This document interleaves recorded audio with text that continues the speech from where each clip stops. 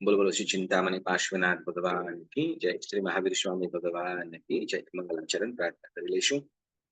ओम नमो अरिहंताणं, ओम नमो सिद्धाणं, ओम नमो आयरियाणं, ओम नमो उवज्झायाणं, नमो लोए सब साहूणं, ऐसो पौंच नमोकारो सौव पावपणाशनो, मंगलाणं च संवेशिं परमं हवै मंगलम्, परमं हवै मंगलम्। मंगलं भगवान् वीरो, मंगलं गौतमः प्रभु, मंगलं स्थूलिभद्राद्या जैन धर्मोऽस्तु मंगलम्। अंगूठे अमृतवसे लब्धितणा बन्धार, श्री गुरु गौतम समरिये वांछित फलदार।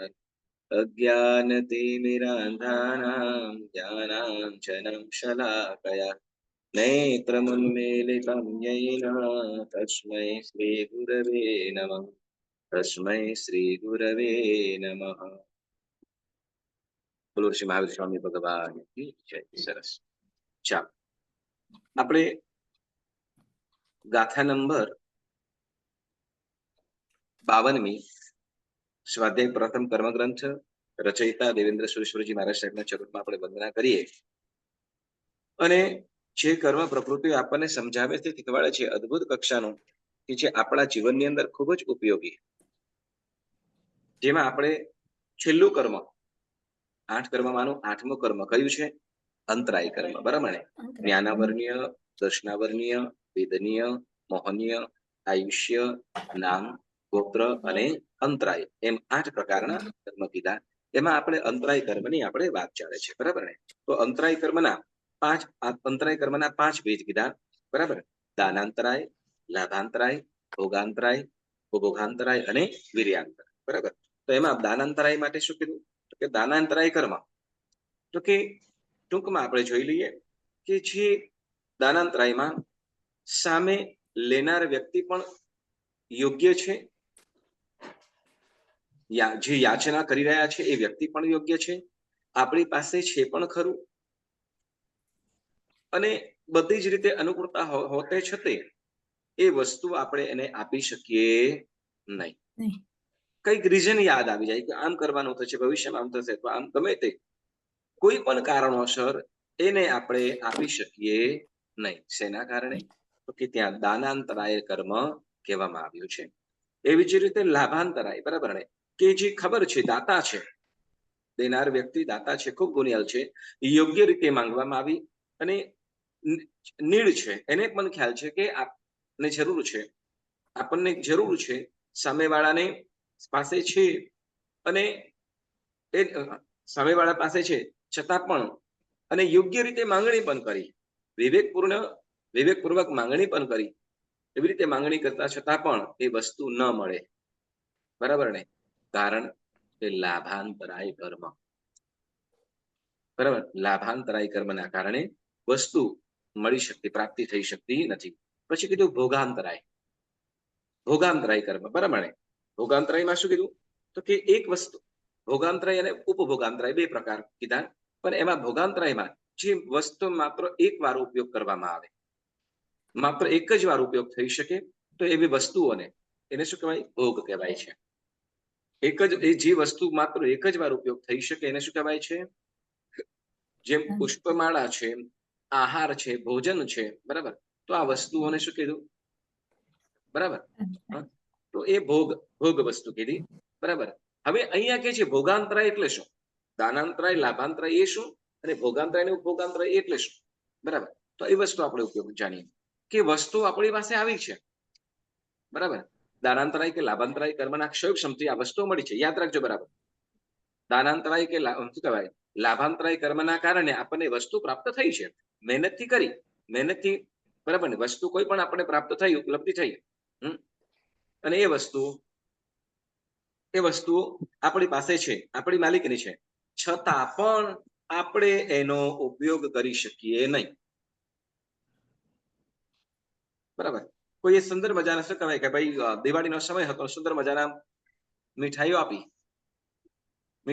પણ છતાં પણ આપણે કોઈ કારણસર એને આપણે વાપરી શક્યા નહીં. એને આપણે વાપરી શક્યા નહીં, ઉપયોગ કરી શક્યા નહીં, ખાઈ શક્યા નહીં. કારણ ભોગાંતરાયનો ઉદય. ભોગાંતરાયનો ઉદય. બરાબર. એટલે ભોગાંતરાયનો ઉદય. વળી પછી આગળ વધીને કે ઉપભોગાંતરાય. ઉપભોગાંતરાય છે એક જ વસ્તુ વારંવાર ઉપયોગ થઈ શકે, અનેક વાર ઉપયોગ થઈ શકે એમ છે. અનેક વખત ઉપયોગ થઈ શકે એમ છે, પણ પોતાની પાસે મહેનતથી કે ગમે તે રીતે મળી પણ છે, પરંતુ છતાં એ વસ્તુને આપણે ઉપયોગ કરી શકીએ નહીં. આપણી માલિકીનું છે, જેની અંદર શું કહેવાય વસ્ત્ર પણ આવી જાય, ઘરેણા પણ આવી જાય. કદાચ કોઈ વખત એવું બને મોટી સુંદર મજાની ગાડી આવી અને મૂકી ગયું તો તમે ઉપયોગ કરજો, બરાબર ને? પણ બને એવું કે લાયસન્સ નથી એટલે બહાર કાઢીએ તો પોલીસ પકડી જાય. તમે ચલાવજો ને એમ પણ કહી દે, બોલો થાય એવું બની શકે? તો ત્યાં પણ શું તો કે ઉપભોગાંતરાયનો ઉદય કહેવાય. ખ્યાલ આવ્યો? બરાબર. એટલે કોઈ પણ વસ્તુ હોય, જેમ આપણે ઘરેણા છે, ઘરેણા આપણી પાસે હોય છતાં પણ શું જો એક વસ્તુ છે, ઘરેણા લોકરમાં રાખ્યા, બરાબર ને? લોકરમાં રાખવા માટે લીધા નતા આપણે. સાચી વાત કે ખોટી વાત બેનો? સાચી વાત કે નહીં? આપણે લોકરમાં રાખવા માટે આપણે લીધા હતા ના, પહેરવા માટે ઉપયોગ માટે. બરાબર. ચાલો દરરોજ પહેરવું ના ગમે? અરે ગમે,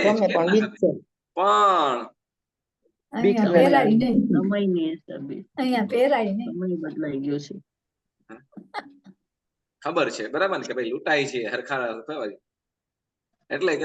એટલે કોઈ પણ કારણોસર આપણે એ વસ્તુઓને ઉપયોગમાં લઈ શકીએ નહીં. એ શું કહેવાશે? ત્યાર પછી પાંચમું કે છે વીર્યાંતરાય.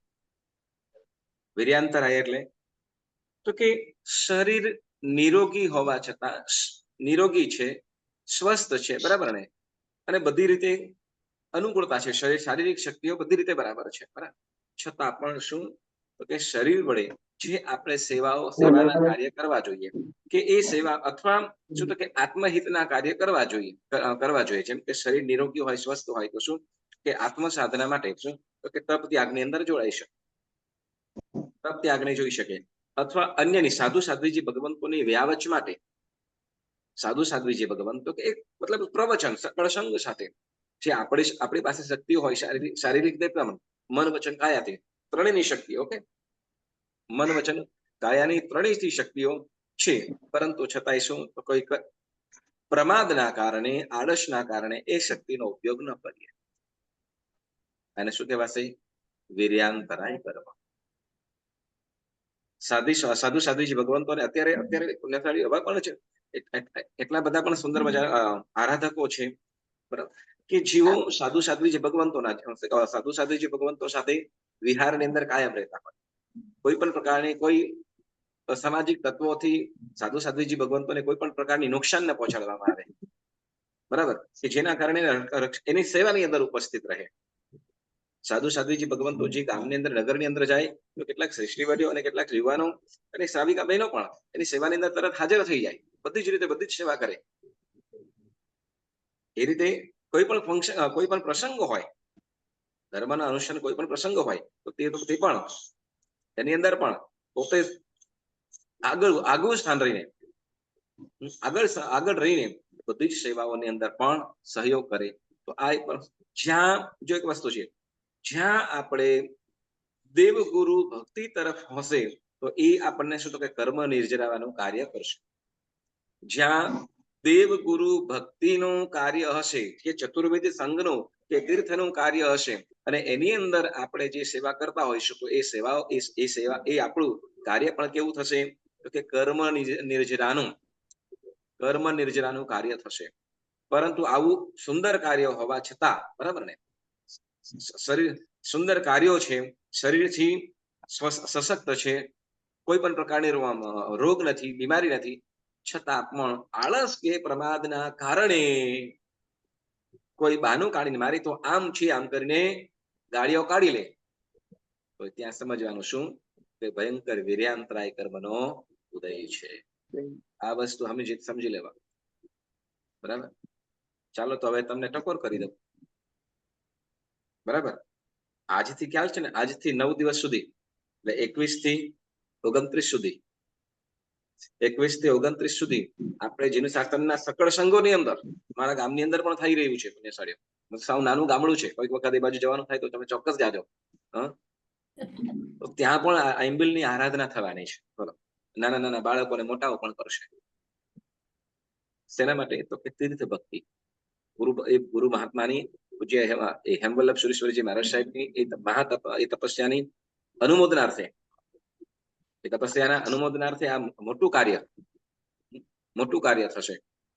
તો આ કારણે જ આપણે બધા શું કરજો, તો કે ચોક્કસ આ 9 દિવસની અંદર જેટલી પણ તમારે આંબિલ થઈ શકતી હોય એટલી ચોક્કસ આંબિલની આરાધના કરજો, જેથી આપણને જો એક વસ્તુ છે, આપણને નિરોગી અને સ્વસ્થ શરીર મળ્યું છે. બરાબર. નિરોગી અને સ્વસ્થ શરીર મળ્યું છે તો ચોક્કસ ને ચોક્કસ શું તો કે કરજો. નહીં તો આપણને સમજો કે વીર્યાંતરાય કર્મનો ઉદય છે એમ સમજવાનું. બરાબર. યથાશક્તિ તમે ચોક્કસ કરજો. નવો ન થઈ શક્યો, 5 4 2 3 1 યથાશક્તિ ચોક્કસ કરવાનું. બરાબર. અને જો તમારી બહેનપણીઓ કે વગેરે માનતું હોય તો ચોક્કસ એને પણ પ્રેરણા કરવાની. બરાબર. કેમ કે આપણું માનતું હોય કે આપણું કોઈ માનતું હોય, બરાબર, માનતું હોય તો એને આપણે પ્રેરણા કરવાનું. તો કે એ વચન શક્તિનો પણ ઉપયોગ થયો. એ વચન વાચિક શક્તિ જે છે, બરાબર, કે મન વચન કાય આ ત્રણેયની અંદર, ત્રણેય આ વીર્યાંતરાય એટલે ત્રણેયની અંદર હોઈ શકે.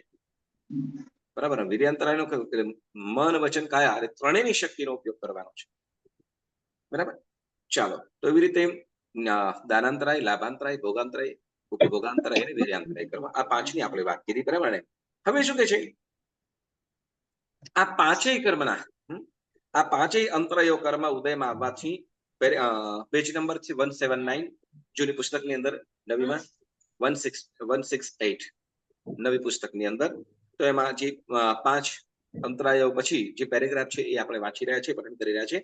શું કે છે કે આ પાંચેય અંતરાય કર્મ ઉદયમાં આવવાથી આ જીવ વસ્તુ હોવા છતાં પૂતગલ સંબંધિત તે દાન, લાભ, ઉપભોગ આદિમાં પ્રવૃત્ત કરી શકતો નથી. બરાબર. અને આ પાંચેય અંતરાય કર્મના ક્ષયોપશમથી અને પાંચેય અંતરાય કર્મના ક્ષયોપશમથી એટલે તીવ્ર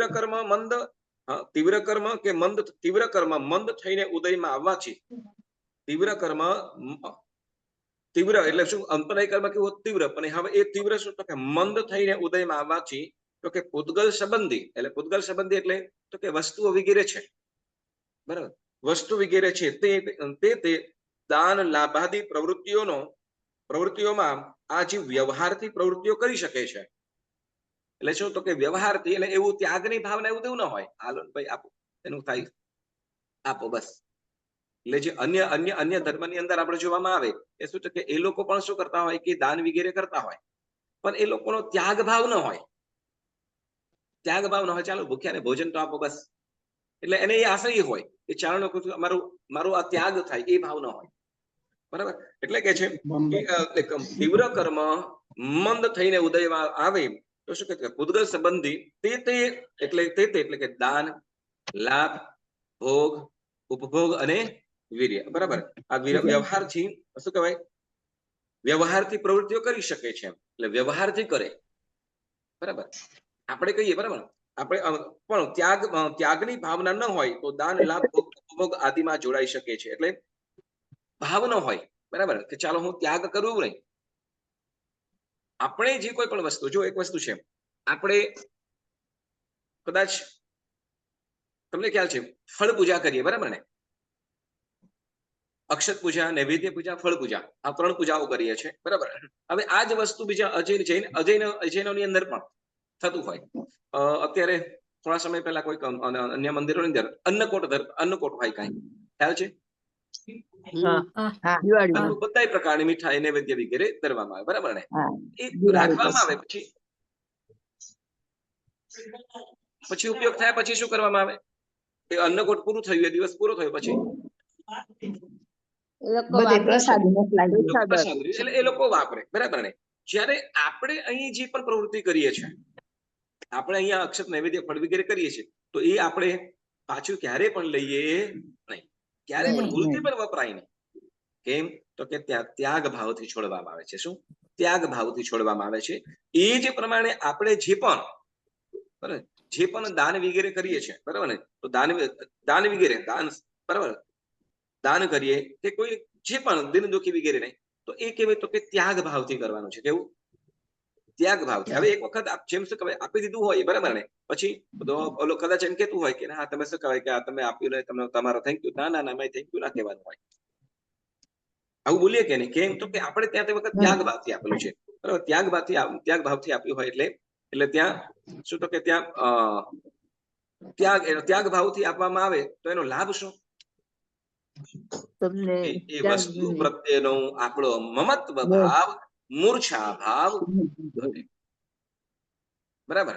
અથવા કદાચ આપ્યું હોય, બરાબર ને? ઘણી વખત એવું થાય શું કે ઘણા લોકો એવું પણ કરે કે શું કહેવાય ઘરની અંદર વસ્તુ પડી એમ છે ને પછી કોઈકને આપી દીધી, પોતાની ત્યાં ઉપયોગ નતો થતો, આપી દીધી, બરાબર ને? અને પછી પાછું એને પણ પાછા વખાણ કરે, આપણે તો આ વસ્તુ એમને આપી છે, આ વસ્તુ આપી છે, બરાબર? તો હવે તમે ત્યાગ કર્યો એટલે તમે ત્યાગની ભાવથી આપ્યું હતું કે તમારી પાસે વધારે એ કર્યું, તો કે હવે એ આપ્યું હોતા છતાં પણ ત્યાગ ભાવ નથી, તો ત્યાં તમને અહમ આવવાની સંભાવના છે. એટલે બળાપો કરી શકે. બળાપો એટલે કે શું કહેવાય અમે તો આમ આપ્યું છે, અમે તો આમ આપ્યું છે. તો કે ત્યાગ ભાવ હોય ત્યાં પાછું વળીને જોવાનું પણ ના હોય. ત્યાગ ભાવ હોય ત્યાં પાછું વળીને જોવાનું પણ કરે, સ્મૃતિમાં પણ ન લાવવાનું હોય. એટલે ત્યાગ ભાવ, બરાબર?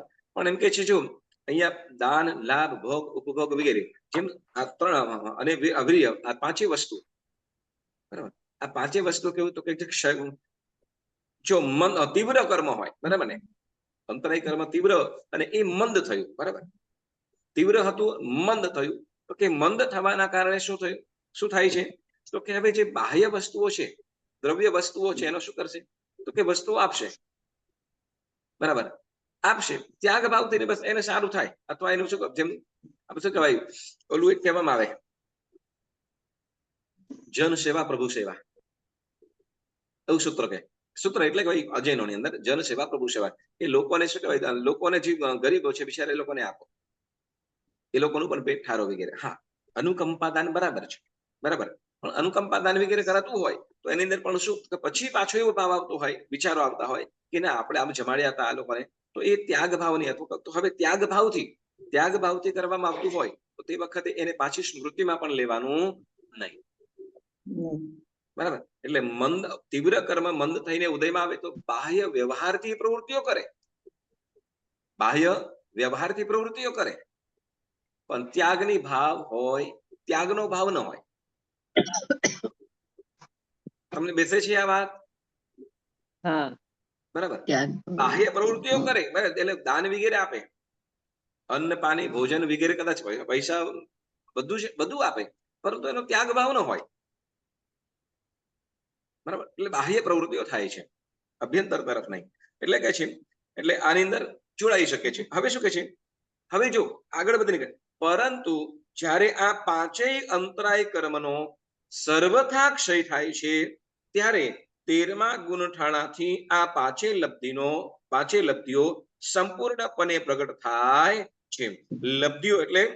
લબ્ધિઓ શક્તિઓ પ્રગટ થયેલી હોવા છતાં ઉદ્ગલ સંબંધી દાન, લાભ, ભોગ, ઉપભોગ આદિ વ્યવહારિક પ્રવૃત્તિ હોતી નથી, પરંતુ અઘાતી કર્મ ઉદય હજુ હોવાથી શરીરના પ્રતિબંધના કારણે, વેદનીય કર્મના ઉદયને કારણે અને શરીર સ્વભાવના કારણે નિરીહ ભાવે આહાર અને વસ્ત્રાદિનો ઉપયોગ કેવલીઓ કરે છે. શું કે છે કે જો તીવ્ર ભાવ જેમ ક્ષયોક્ષમ, બરાબર? મંદ હોય, બરાબર ને? મંદ શું કહેવાય તીવ્ર કર્મ ઉદયમાં આપ જે 5 છે, બરાબર ને? દાન, લાભ, ભોગ, ઉપભોગ અને વીર્ય. આ અંતરાય, આ પાંચેય પ્રકારનું જે અંતરાય છે, જો તીવ્ર હોય અને તીવ્ર કર્મ જો મંદ થઈને ઉદયમાં આવે તો તે વખતે શું કરે છે? તો કે બાહ્ય પ્રવૃત્તિની અંદર જોડાય છે, એટલે દાન વગેરે કરે છે. બરાબર. પણ જે હવે ત્યાગ ભાવ નથી ત્યાં, પણ જ્યારે એનો વિશેષ ક્ષય થાય, હવે એક પ્રશ્ન ત્યાં પણ થઈ જાય કે સાધુ સાધ્વીજી ભગવંતો તો આપણે બધું સર્વસ્વ સર્વના ત્યાગી થઈ ગયા છે. સાધુ સાધ્વીજી ભગવંતો ત્યાગી થયા છે કે નહીં? બરાબર ને? તો ત્યાગી છે. બરાબર. તો ત્યાં બાહ્ય પ્રવૃત્તિઓ ત્યાં થઈ ગઈ છે. શું ત્યાં પણ કેવી થઈ ગઈ છે? બાહ્ય પ્રવૃત્તિ બધો ત્યાગ કરી દીધો છે, પણ અભ્યંતર પ્રવૃત્તિઓ તો કે જે આત્મિક છે, આત્માની જે શક્તિઓ છે, એના વડે કેવી રીતે થશે? તો કે એ ક્યારે થાય છે? તો કે પાંચેય કર્મ એટલે દાનાંતરાય, લાભાંતરાય, ભોગાંતરાય, ભોગાંતરાય અને વીર્યાંતરાય, આ પાંચેયનો ક્ષય થાય ત્યારે શું કે છે? તો કે 13મા ગુણ ઠાણે. આ ગુણ કયું? તો કે 13મા ગુણ સ્થાને, એટલે કેવલ જ્ઞાન પહેલા આ પાંચ અંતરાયો પણ શું કે છે? તમને ખ્યાલ છે 8 કર્મોની અંદર 4 ઘાતી અને 4 અઘાતી એમ બે વિભાગ કીધા છે. બરાબર. જેમાં જ્ઞાનાવર્ણ્ય, દર્શનાવર્ણ્ય, મોહનીય અને અંતરાય આ ઘાતી છે. બરાબર. અઘાતી કઈ કઈ? વેદનીય, નામ, આયુષ્ય અને અંતરાય ને ગોત્ર. હા, તો વેદનીય, નામ, ગોત્ર અને બીજું કયું કીધું? આયુષ્ય.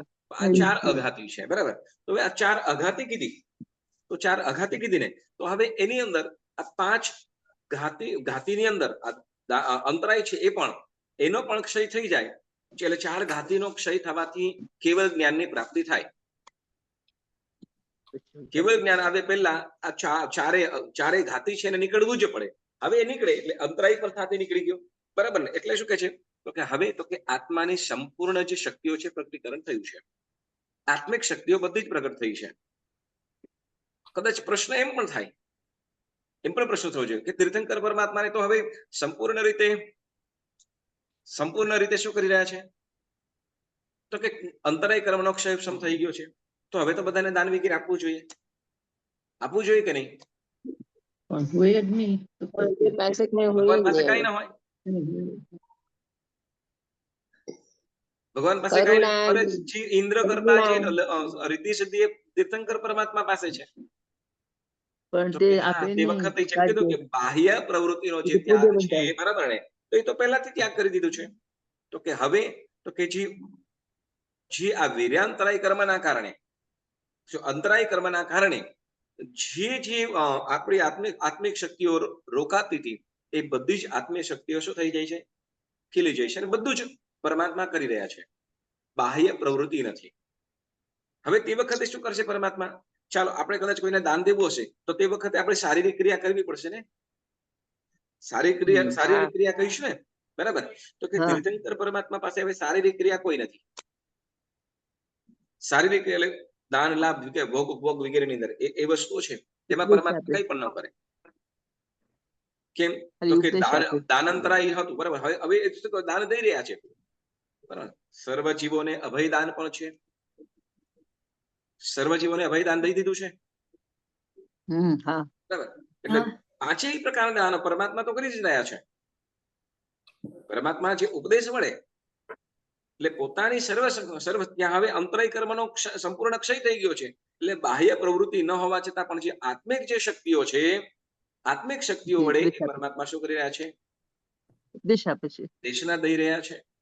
એટલે બધી શક્તિનો સંપૂર્ણ રીતે ઉપયોગ કરી રહ્યા છે. બરાબર. એટલે શું કે છે કે સંપૂર્ણ એટલે 13મા ગુણ ઠાણે આ પાંચેય લબ્ધિઓ સંપૂર્ણ લઈને પ્રગટ થાય છે. બરાબર. એટલે લબ્ધિઓ એટલે શક્તિઓ, લબ્ધિઓ પ્રગટ થયેલી હોવા છતાં પૂતગલ સંબંધી, બરાબર, પૂતગલ સંબંધી દાન, લાભ, ભોગ, ઉપભોગ આદિ વ્યવહાર પ્રવૃત્તિ હોતી નથી.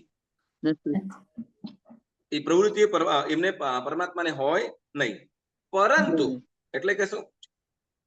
જો તમારે કામ કરવાનું છે, દાનાંતરાયથી દાન ન કરી શકે, બરાબર ને? પરમાત્મા બધું જ આપી શકે છે, સર્વ. પછી લાભાંતરાય, પરમાત્માને કોઈ પણ વસ્તુનો અલાભ થતો નથી, બધી જ વસ્તુ ઉપલબ્ધ છે. જે પણ કદાચ ઈચ્છા કરે ને બધું મળી શકે એમ છે, પરંતુ પરમાત્માને ક્યારે ઈચ્છા પણ થતી નથી. પછી શું કીધું? ભોગાંતરાય. પરમાત્મા બધું જ ભોગવી શકે એમ છે, પણ શું તો કે હવે શું તો કે શું કહેવાય તો કે આત્માનંદને ભોગી રહ્યા છે. પરમાત્મા કેવા છે તો કે આત્મિક સુખના ભોગી છે. આપણે વસ્તુઓની જરૂર પડે, પણ પરમાત્મા તો કે આત્મિક સુખના ભોગી છે. વળી ઉપભોગાંતરાય તો કે આત્મિક શક્તિઓ જે છે વારંવાર ઉપયોગ કરવાની છે એનો પણ ભોગી છે. વીર્યંતરાય પરમાત્માને કોઈ પણ પ્રકારનો અંતરાય નથી. કોઈ પણ પ્રકારની શક્તિઓ ક્યાંય કેવી શક્તિઓ છે તો કે લોકને અલોક અને અલોકને લોક કરવાની શક્તિ એમની પાસે રહેલી છે, પણ એ ક્યારે પણ એનો ઉપયોગ કરે બાહ્ય કોઈ પણ પ્રકારની પ્રવૃત્તિ કરતા નથી. પરંતુ શું કહે છે? પરંતુ અઘાતી કર્મોના કયા કયા અઘાતી કર્મો? બોલો, અઘાતી કર્મ કયા કયા? જ્ઞાનવર્ણ્ય, દર્શનાવર્ણ્ય,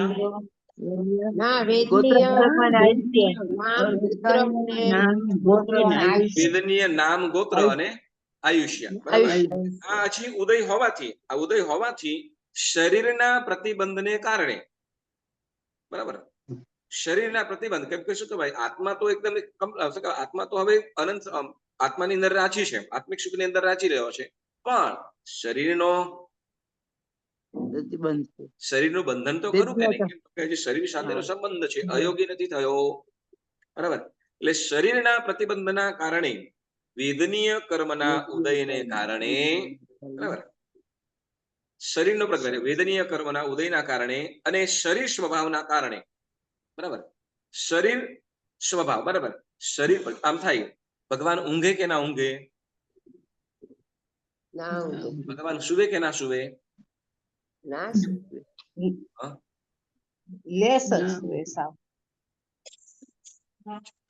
આરામ કરે, પણ એમાં એ વિચારણા આરામ કરે, શરીરને આરામ આપે. બરાબર ને? એટલે જેમ શું કહેવાય કે ભાઈ જેમ થોડી વાર શરીરને આમ લેટાડી પણ દે. કેમ તો કે શરીર સ્વભાવ છે. શરીર સ્વભાવ છે. બરાબર. જેમ શું કહેવાય કે ચાલો સિમ્પલ વસ્તુ છે, ગાડી 1000-2000 કિલોમીટર પણ ચાલી જાય કે નહીં? ફ્યુલ હોય ચાલી જાય ને, બરાબર, પરંતુ છતાંય વધારે ગરમ થઈ જાય ત્યારે એને પણ શું કરવું પડે? રિલેક્સ દેવું પડે. બરાબર ને? એ જ રીતે આપણે પણ ગમે એટલી શક્તિ હોય, બરાબર, હોશ હોય, પરંતુ છતાં પણ શું તો કે શરીર થાકે એટલે શું કરવું પડે? તો કે શરીરને આરામ આપવો પડે. બસ એ જ રીતે આરામ એટલે સુઈ ન જતા હોય, બરાબર. આપણો આરામ એટલે પછી શું કહેવાય 10 વાગે પડ્યો હોય સીધા 5 વાગે.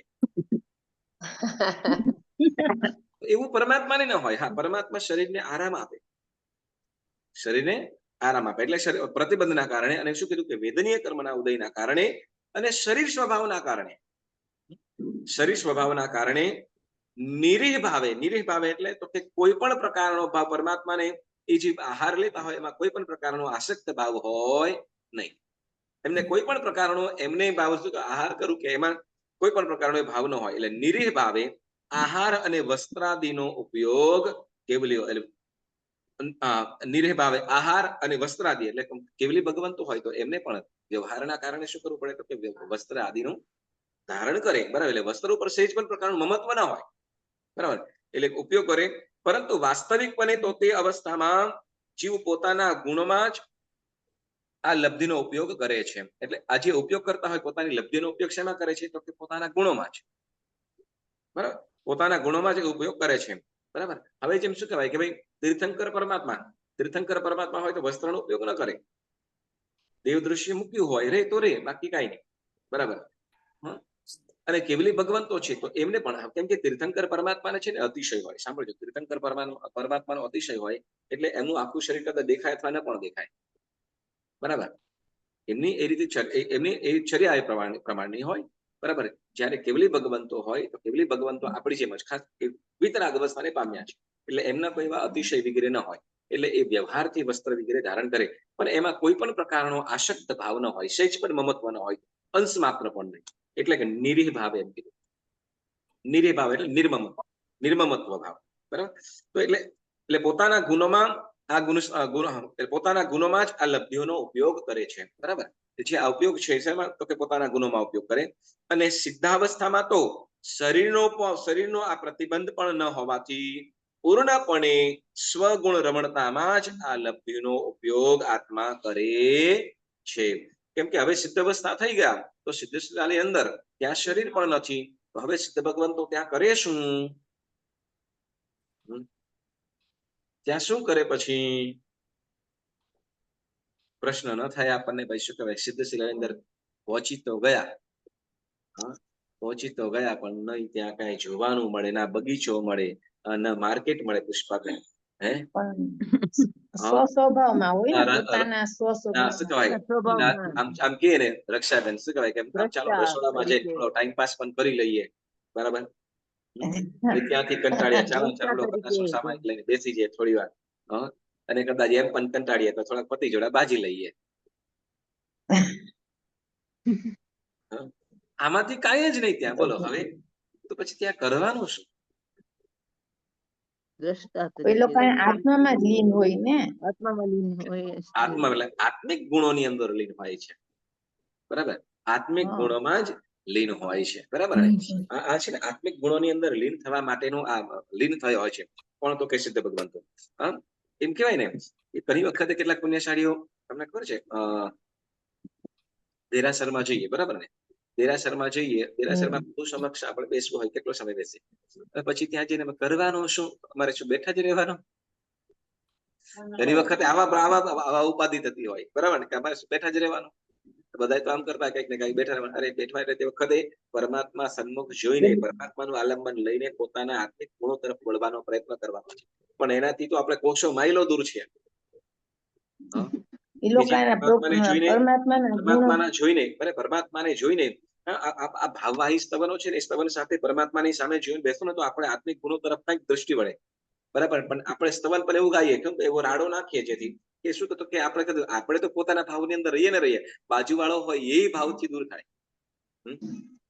તમને ખ્યાલ છે? એક્ઝામ્પલ તરીકે એમને આપું, બહુ સુંદર મજાનું.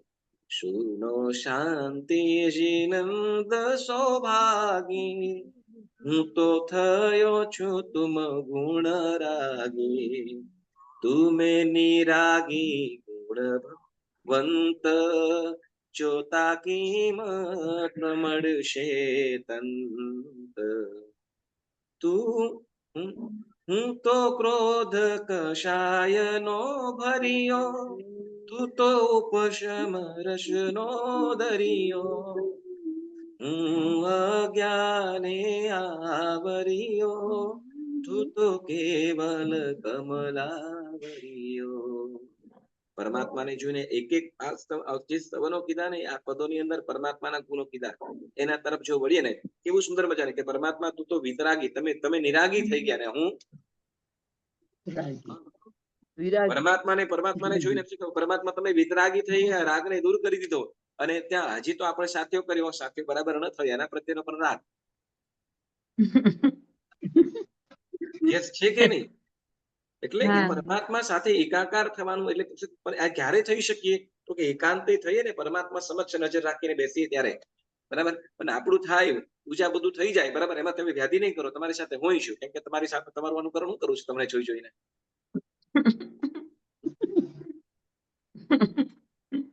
એટલે શું તો કે વગેરે દ્રવ્ય વગેરે પૂજાઓ બરાબર ફાઇન કરી લઈએ, દ્રવ્ય પૂજાઓ વગેરે ફાઇન બધું કરી લઈએ છીએ, બરાબર ને. પછી હવે તો કે ચૈત્યવંદન ફટાફટ ફાસ્ટ, સુપરફાસ્ટ. આપણું હકીકત છે કે જ્યાં આલંબન લેવાનું છે, બરાબર, આ પરમાત્માનું આલંબન લેવાનું છે, કે સિદ્ધના જે ગુણ છે, અરિહંતના જે ગુણો છે, એ જોઈ જોઈને આપણે ત્યાં એની અંદર શું કહેવાય, એના એ નિરાકાર એવા ગુણો જે છે એને આપણે એની અંદર જોડાવાનું છે, બરાબર. પણ આપણે શું હવે આ થઈ ગયું ક્રિયાઓ પતિ પછી આપણે હવે, એટલે કે પરમાત્માના જે ગુણો, એટલે જે સિદ્ધ ભગવંતો જે એના જે ગુણો છે, એ ગુણો જોઈને આપણે એકાકાર થવાનું છે. મૂળ વસ્તુ એ કે છે કે પરમાત્માઓ જે છે ને કેવા છે, પરમાત્મા કેવા છે તો કે પોતાની લબ્ધિનો ઉપયોગ કરનારા છે, બરાબર ને. એટલે જેમ કેવલી ભગવંતો આપણે કીધું પોતાના ગુણોમાં, એટલે પરંતુ વાસ્તવિકપણે તો તે અવસ્થામાં જીવ પોતાના ગુણોમાં આ લબ્ધિઓનો ઉપયોગ કરે છે, અને સિદ્ધાવસ્થામાં તો શરીરનો પણ પ્રતિબંધ ન હોવાથી પૂર્ણપણે સ્વગુણમાં રમણતા કરે છે, એટલે પોતાના ગુણોમાં જ રમણતા કરે છે, બરાબર. એટલે સિદ્ધાવસ્થામાં લબ્ધિરૂપ લબ્ધિ સ્વરૂપ દાનાદિક ગુણો હોવા છતાં દાન, લાભ, ભોગ, ઉપભોગ અને વીર્ય આ બધું હોવા છતાં શું કે છે તો કે ઉપયોગ હોવા છતાં પ્રવૃત્તિ હોતી નથી. એટલે પ્રવૃત્તિ રૂપે હોતા નથી. છતાં ક્ષાયિક ભાવના આ ગુણોની વિદ્યમાનતા કંઈક આવી રીતે ઘટાવી શકાય. એટલે શું કે કેવી રીતે ઘટાવી શકાય છે તો એની વાત કરે છે. કઈ જે ગુણ છે તો કેમ છે પૌદ્ગલિક સર્વ વસ્તુઓના ત્યાગરૂપ દાન ધર્મ ત્યાં છે. બરાબર. સિદ્ધ પરમાત્માઓ સર્વ પૂતગલોના ત્યાગી છે. સર્વ પૂતગલોના. બરાબર. આપણે તો બધાયના ભોગી છે. એક વસ્તુ શું કહેવાય બોલો પૂતગલ એટલે જે આપણું શરીર છે, શરીર પણ શેનું બનેલું છે? પૂતગલ બરાબર ને. સિદ્ધાવસ્થામાં પૂતગલો પણ નથી. એટલે એમ કે છે પૌદ્ગલિક રૂપ આપણે એમ કહીએ આપણે જે વસ્તુ રાખી મૂકી છે અથવા જેને પંપાડીએ છીએ અંતે શું છે બધું પૂતગલ જ છે. બરાબર. બધું પૂતગલ જ છે. ચાહે ઘરે ના કહીએ કે પૈસા કહીએ કે ઘર કહીએ બધું જ પૂતગલ. તો કે સર્વ વસ્તુરૂપ પૂતગલના ત્યાગી છે. બરાબર. પછી કે છે આત્માના સત્તાગત સર્વ ગુણોની પ્રાપ્તિરૂપ લાભ ધર્મ ત્યાં છે. જેટલા પણ આત્મિક ગુણો છે, કેટલા અનંત સિદ્ધ અનંત નું ગુણ ઠામરે. એટલે અનંત જ ગુણો છે. આત્માના જે ગુણો છે બધાય ગુણો સિદ્ધ ભગવંતો પાસે રહેલા છે. એટલે ત્યાં લાભ ધર્મ પણ રહેલો છે. શું કહે છે તો કે ત્રીજું આત્માના આવિર્ભૂત ગુણમાં રમણતા રૂપ ભોગ અને ઉપભોગ ધર્મ પણ ત્યાં છે. હવે જે ભોગ અને ઉપભોગ તો હવે શેમાં રમણતા કરે છે? શું ભોગવી રહ્યા છે? કે સિદ્ધ જે પોતાના આત્મિક જે ગુણો છે એ ગુણોની અંદર એ ગુણોને ભોગવી રહ્યા છે. એટલે આત્મિક ગુણોમાં રમણતા એટલે ગુણ રૂપોની અંદર એ એનો ભોગ અને ઉપભોગ કરી રહ્યા છે આત્મિક ગુણોનો. અને પછી શું કે છે તો કે આત્માના ગુણમાં સ્વશક્તિનો વપરાશ રૂપ વીર્ય ગુણ ત્યાં છે. જેમ કહેવાય કે ભાઈ સિમ્પલ વસ્તુ કહીએ કોઈ કામ કરવું હશે ને તો આપણે દોડતા કરીશું. બરાબર. ચાલો મસ્ત યાદ આવી ગયું. વ્યાખ્યાનમાં બેસવું આપણને વધારે ગમે? ચાલો ને તમે તો બધા આપણે જોડાયેલા છે એટલે તમને સહજ રીતે કરશો. બરાબર ને. એક બાજુ વ્યાખ્યાન પણ ચાલુ હોય અને એક બીજા કદાચ બંને કાર્ય સારા છે. બંને કાર્ય સારા એટલે પણ વિશેષ શું છે તમે જોજો. બરાબર. એને બીજું કાર્ય છે, બીજું કોઈ કામ કરવાનું છે. એક બાજુ વ્યાખ્યાનમાં બેસી સાંભળવાનું છે, ધ્યાન તરફ જવાનું છે. અને એક બાજુ કદાચ આઈબી શાળામાં રસોઈ વગેરે કરવાની છે. બરાબર.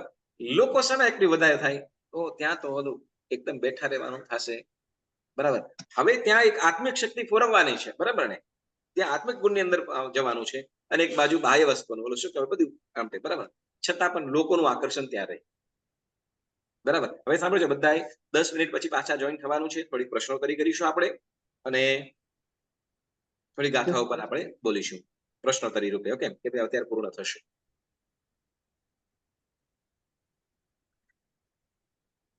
દસ મિનિટ પાછું એ રીતના કર્યું લાગે છે.